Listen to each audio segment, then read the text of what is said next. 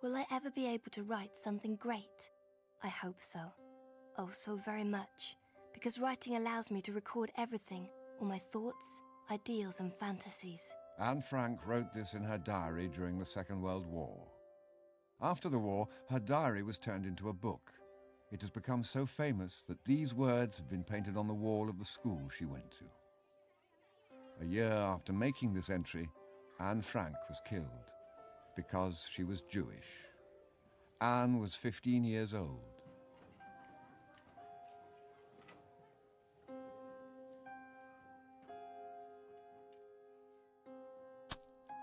She wasn't the only Jewish pupil in her class. We might also tell stories of her 15 Jewish classmates, their arrests or hiding, hunger, sickness or death. But we know Anne Frank's story so well because she wrote it down herself.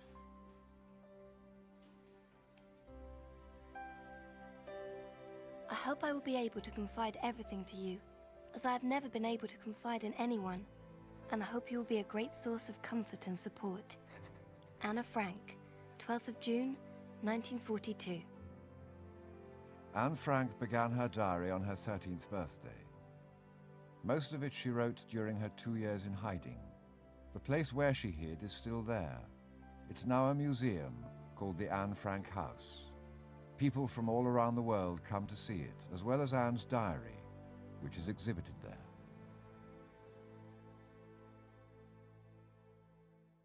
June the 12th, 1929, Anne Frank is born. Her sister Margot is 3 years older. Her mother, Edith, takes care of the home and family. Her father, Otto, works in a bank. They live in Frankfurt in Germany.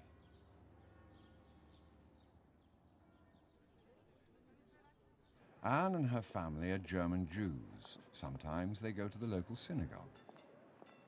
Anne and Margot often play with the other children in their neighborhood. Life is good.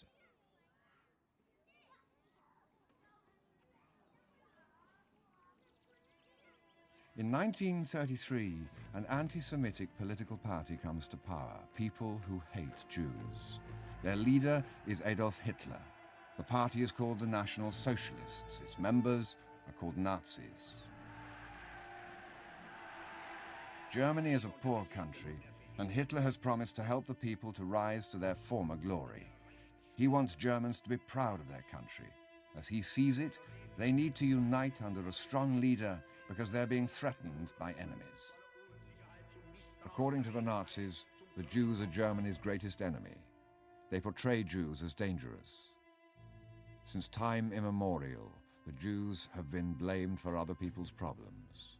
This makes it easier for many Germans to believe what Hitler tells them.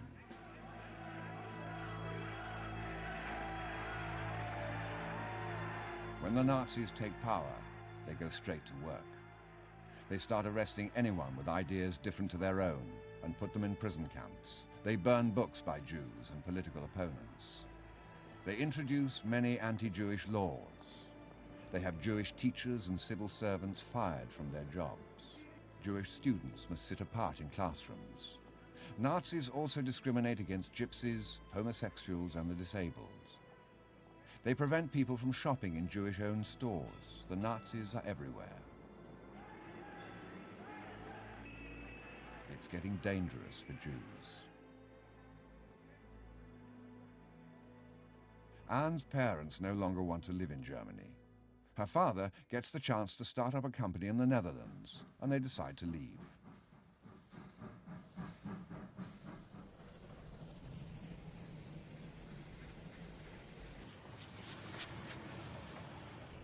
In this way, the Frank family comes to Amsterdam. Anne is almost 5 years old. Their house is in a new neighborhood in Amsterdam, and Anne soon feels at home there. She goes to school and learns Dutch. She has Dutch and German friends to play with, because she's not the only German Jewish refugee in her neighborhood.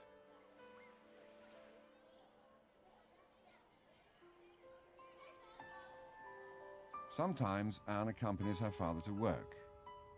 Otto Frank's company is called Opekta. There, they make an ingredient for making jam.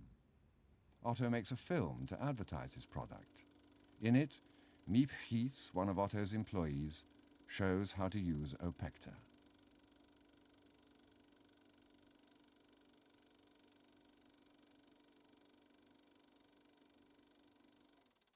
Otto has to work hard.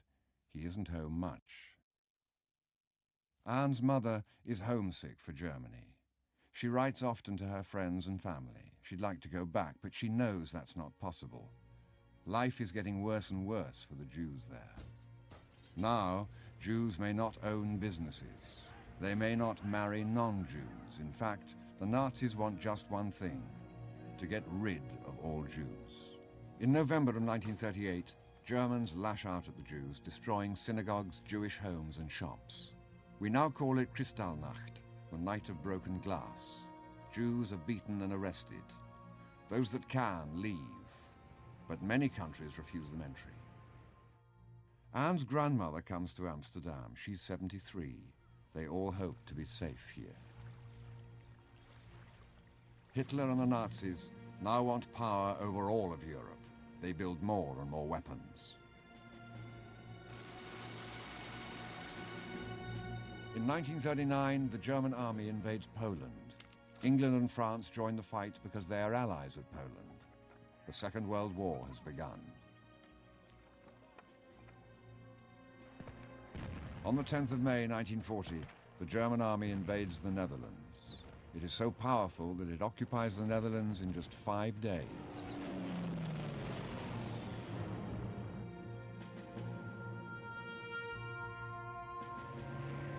Still, the Dutch army manages to fight back until the Germans bomb Rotterdam.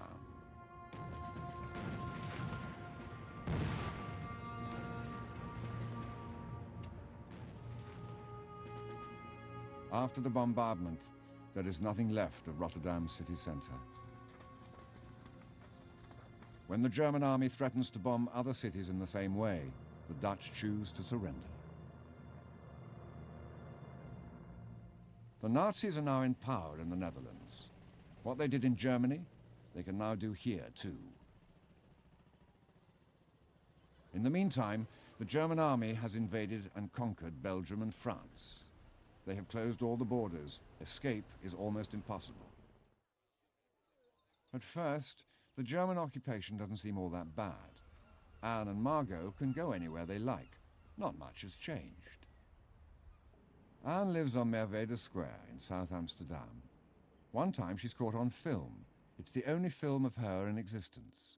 A young woman in her apartment building is getting married. The wedding couple and family come outside. People are watching from their windows and on the street. Anne is leaning out of her window. It almost looks like she's saying, "Hey, I'm being filmed."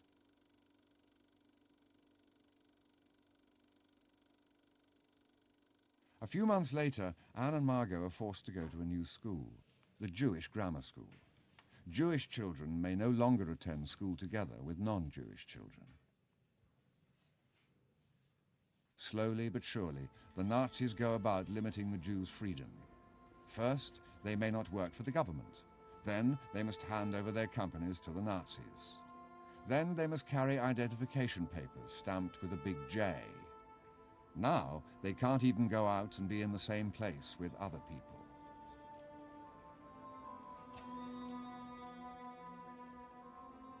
Now they must wear a yellow star, so everyone can see they're Jewish.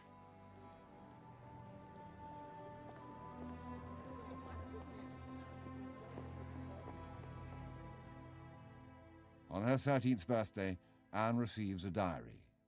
She's very happy with it and starts writing in it immediately. Sunday, 14th of June, 1942. I still have a lot to tell you. I'll begin from the moment I got you. The moment I saw you lying on the table. Anne treats her new diary like a friend. She has no idea that in 3 weeks she will never be able to see her real friends ever again, but she will have to go into hiding. It all happens on a Sunday. Anne is sitting in the sun reading.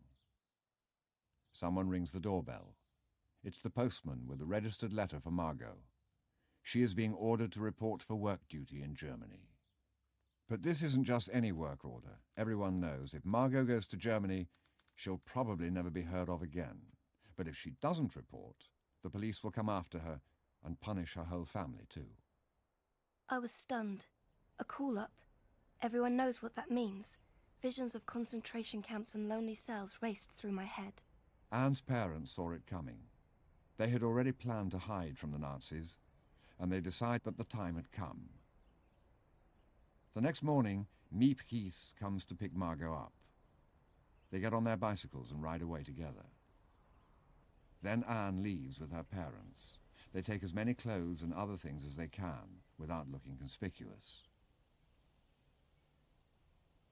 The walk takes an hour. Anne's father explains that the hiding place is behind his company building. It's in the center of town near the Western Church. The front part houses the company offices and storage areas, but behind that there's another house, a secret annex where they can hide. The office workers already know of their plans. Miep Gies, Bep Voskau, Victor Kuchler, and Jo Kleiman have been helping Anne's father to furnish the hiding place. They have promised to provide them with food and any supplies they might need. That's dangerous. People who are caught helping the Jews are severely punished. 10 days later, another family joins them. Hermann von Pels has been Otto's co-director in the business. He and his wife Gusti have been regular guests at the Frank home for years. Their son Peter doesn't particularly impress Anne. She finds him shy and a little dull. The hiding place in the secret annex has 2 stories and an attic. The Frank family lives on the lower floor in 2 rooms. One is for Otto and Edith, the other is for Margot and Anne.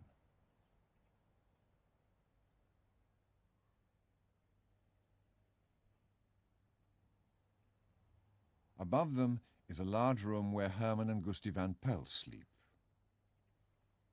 This also serves as the dining room and kitchen for the whole group. Peter has his own room next to them. The stairs lead to the attic, which is used for storage.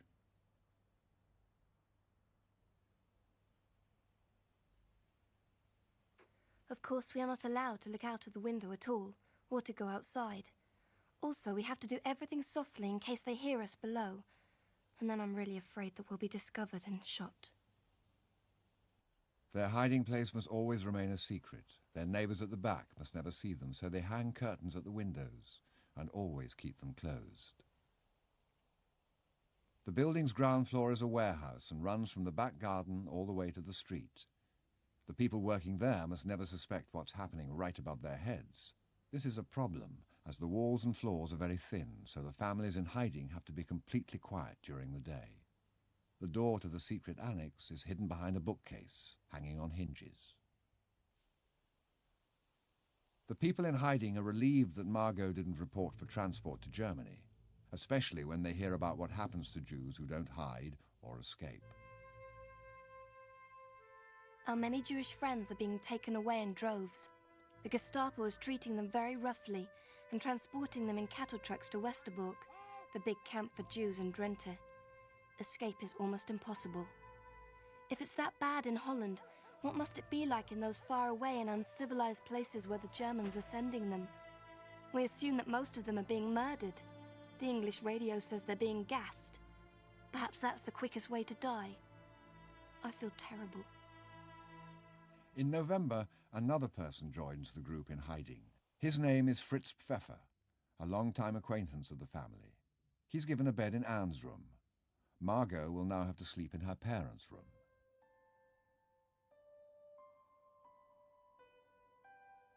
Anne is not happy about Fritz Pfeffer. He is strict, and he often scolds her if she does something wrong.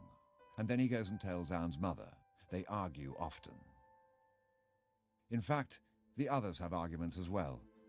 After all, it's very hard for 8 people to live together at such close quarters, and always with the fear of being caught hanging over them. Pfeffer describes to them how the Nazis and their helpers close off entire streets and then force all the Jews out of their own homes, including children, the elderly, and the sick.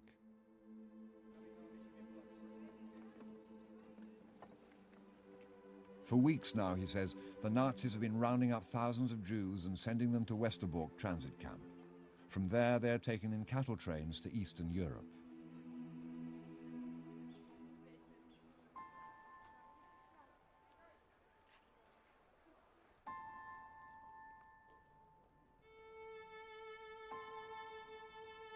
Their homes and shops are ransacked, and entire streets fall still. Anne has a friend, Sanna, in Westerbork. 6 months later, another friend, Hanneli, will be taken away. Anne feels guilty. I feel wicked sleeping in a warm bed, while somewhere out there my dearest friends are dropping from exhaustion or being knocked to the ground, all because they're Jews. Anne shivers with fear when she hears that Rauter, the German chief of police, has announced that all Jews must be removed from the Netherlands by July 1st, 1943. In secret, the Nazis have decided to kill as many Jews as they can. But Anne also feels encouraged when she hears that people are resisting the occupation force. Resistance fighters in Amsterdam have set fire to the city's board of records. This will make it much harder for police to track down the Jews. The radio updates the people in hiding about developments abroad. De stem van strijdend Nederland. Goedemiddag, hier is Londen met de eerste serie.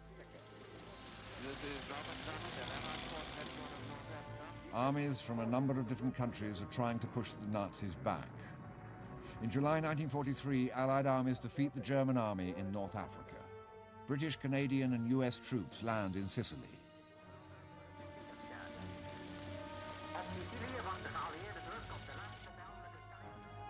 The German army is now surrounded. The Russians are attacking from the east, and from the west, British and American air forces fly bombing raids every night over Germany.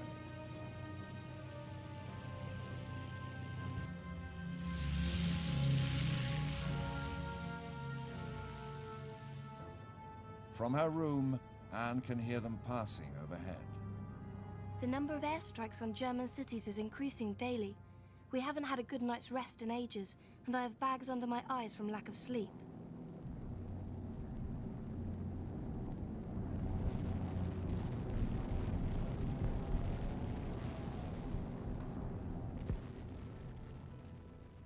Factories, even entire cities are being leveled. Amsterdam is bombed as well. This time, the British Air Force tried to bomb an aircraft factory, but the bombs fell on a residential neighborhood, and all just a few miles from the secret annex. The destruction seems to be terrible. Whole streets lie in ruins. It still makes me shiver to think of the dull, distant drone that signified the approaching destruction. The Western Church, just a block away from the secret annex, is an important building in Amsterdam. In the summer of 1943, the fire department makes a film to show how they can protect it if necessary. You can just make out the secret annex in the picture. Maybe Anne was writing in her diary at that very moment. Wednesday, 23rd of February, 1944.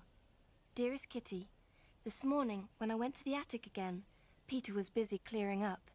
He finished quickly and came over to where I was sitting on my favorite spot on the floor. He stood and I sat. We breathed in the air, looked outside, and both felt that the spell shouldn't be broken with words. I knew then that he was a good, decent boy. The two of them spend a lot of time together. But after a few months, Anne doesn't feel as in love as she used to, and she distances herself from Peter. Instead, she spends more time with her diary. Wednesday, 29th of March, 1944. Dear Kitty, last night, Mr. Bogelstein, the cabinet minister, speaking on the Dutch broadcast from London, said that after the war a collection will be made of diaries and letters dealing with the war. Of course, everyone pounced on my diary. Just imagine how interesting it would be if I were to publish a novel about the secret annex. The title alone would make people think it was a detective story. Anne starts rewriting everything on separate sheets of paper, all for her new book. Tuesday, 6th of June, 1944. Dearest Kitty, this is the day the English news announced at 12 o'clock, and quite rightly, this is the day. The invasion has begun. Communique number 1. under the command of General Eisenhower, Allied naval forces, supported by strong air forces, began landing Allied armies this morning on the northern coast of France.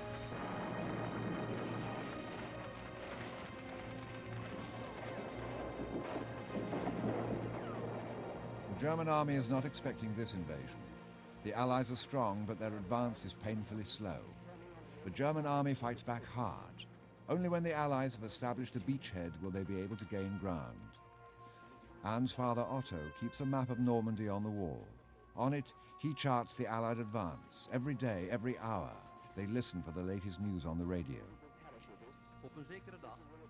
Would the long-awaited liberation ever come true? Oh, Kitty, the best part of the invasion is that I have the feeling that friends are approaching. Anne and Margot hope they'll be able to go back to school in October. They're already making plans for the future. Margot wants to become a maternity nurse. Anne wants to be a writer and journalist. While rewriting old pages in her diary, Anne continues to add new ones. She starts thinking more and more about herself and the world around her.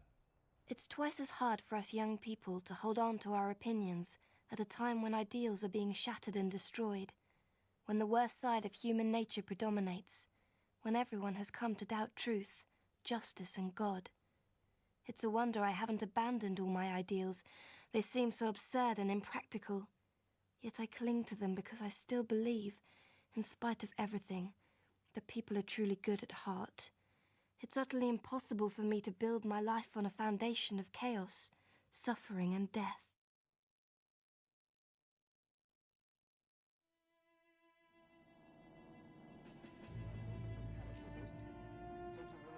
Anne would never get to see the peace. The Allied forces are approaching Paris when on August the 4th, 1944, someone phones the German police in Amsterdam with the message, "There are Jews hiding at number 263 Prinsengracht." Immediately, an SS officer drives to the building, accompanied by Dutch policemen.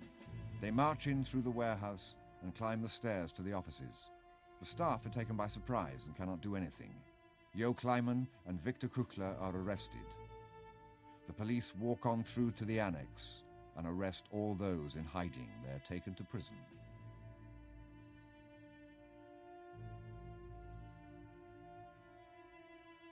Beb Voskau and Miep Gies are left behind. Later that day, they have a look in the annex. The police have ransacked the place looking for anything of value.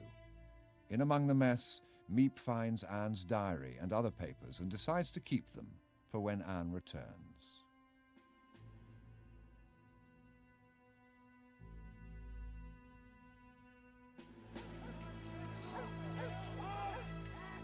After her arrest, Anne Frank is moved from one concentration camp to another. She starts off with the others at the Westerbork transit camp. A month later, following a 3-day-long trip without food or water, they end up at Auschwitz, the enormous extermination camp in Poland.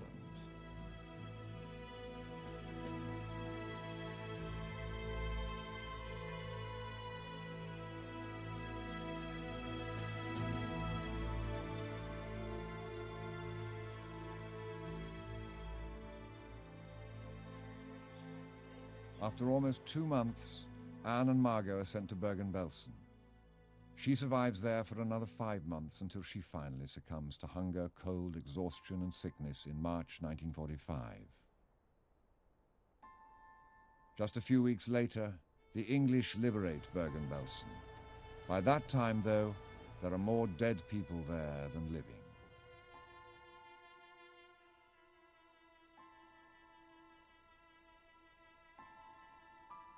Margot always stays with Anne until she dies of typhus just before her little sister. Anne's mother dies of hunger and exhaustion in Auschwitz. Gusti van Pels dies during transport to Theresienstadt. Herman van Pels dies in the gas chamber in Auschwitz. Peter van Pels dies in Mauthausen on May the 5th, 1945. Fritz Pfeffer dies in the Neuengamme work camp. Only Otto Frank would survive the ordeal. Of the 107,000 Dutch Jews deported to the concentration camps, only 5,000 survived. In May of 1945, the German army surrenders. The war is over, the Nazis have been defeated.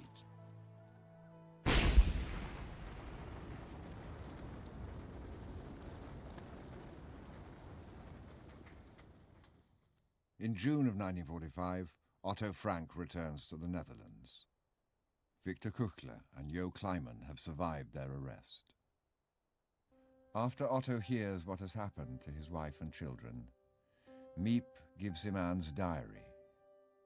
He reads everything she has written, including her wish to turn her diary into a book. He collates all her notes and he publishes her diary. By doing this, he fulfills his daughter's wish to become a writer.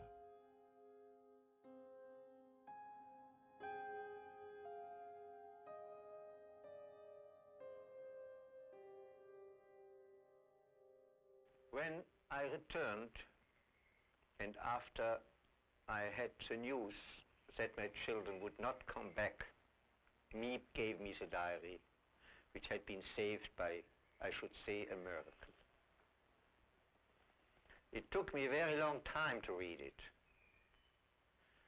And I must say, I was very much surprised about the deep thoughts Anna had, her seriousness, especially her self-criticism. It was quite a different Anna I had known as my daughter. She never really showed this kind of inner feeling. She talked about many things, we criticized many things, but what really her feelings were, I only could see from the diary.